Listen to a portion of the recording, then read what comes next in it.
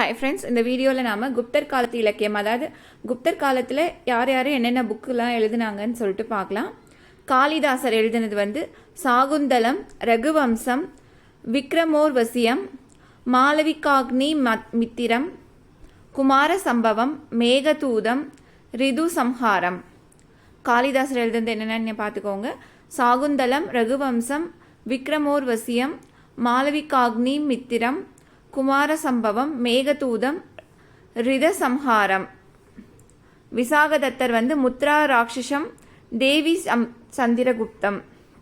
விசாகதத்தர் முத்ரா ராட்சசம், தேவி சந்திரகுப்தம். வாத்ஸ்யாயனர் காமசூத்திரம். வாத்ஸ்யாயனர் காமசூத்திரம். வராக மிகிரர் பிரிகத் சம்கிதை. வராக மிகிரர் பிரிகத் சம்கிதை. சந்திரர் சந்திராச்சாரிய வியாக்கரணம். சந்திரர் சந்திராச்சாரிய வியாக்கரணம்.